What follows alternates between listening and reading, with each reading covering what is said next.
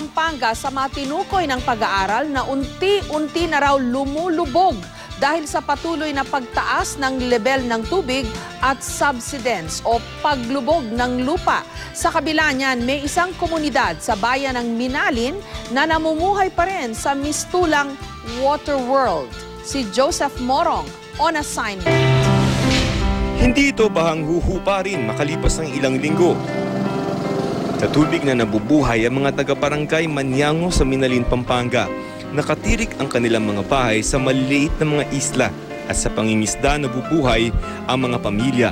Payak man ang buhay, kontento raw sila. Hindi na kami masyadong hirap dahil nakakain kami 3 beses maghapon. So pagka maulan, wala naman problema ron eh. Okay lang sa inaalagaan namin. Aakalain mong sino mang napalilibutan ng tubig ay mangingilag sa ulan, pero hindi ang mga taga rito. Mas gusto namin puro bahay. Para yung prasdahan, yung mga isda, pas kami naman maghuli. Nung manalasa ang habagat noong 2012, nilamon ng baha ang buong barangay at isang buwang halos di sila maabot ng tulong. Sa kabila nito, sanay na kami sa tubig, kahit lumaki-lumaki yung tubig, hindi naman. Biyaya man ng tubig, nasa peligro pa rin ang mga lugar na tulad ng Manyango. Lalo pat pinalilibutan sila ng 3 ilog.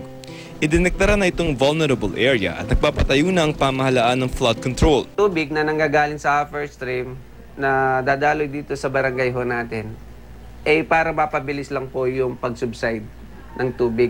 Kung let's say magkakabahaman, mabilis yung pagdaloy ng agos. Pero hindi raw dito natatapos ang pagtugon sa hamon ng kalikasan. Lumabas isang pag-aaral na kasama ang Pampanga sa mga lugar sa Luzon na patuloy ang paglubog. Habang tumataas ang level ng tubig sa Pilipinas, ay siya naman paglubog ng lupa sa Pampanga, Bataan, Bulacan at Camanava. Naabutan pa nga naming nagtatambak ng lupa roon para lumapad ang mga kalsadang patuloy na kinakain ng tubig.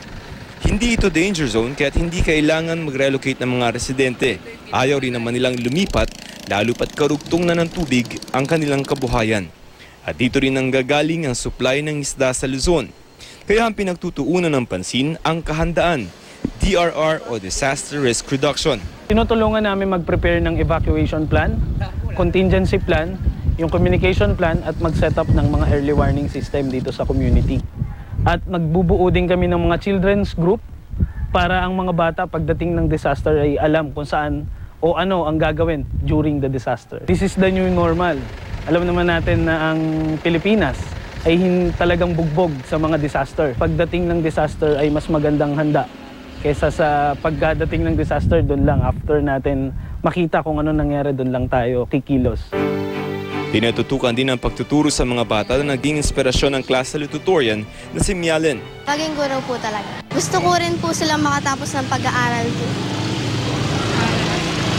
Para po hindi na sila kuwari po hindi na po sila mahirapan sa pagsakay ng bangka.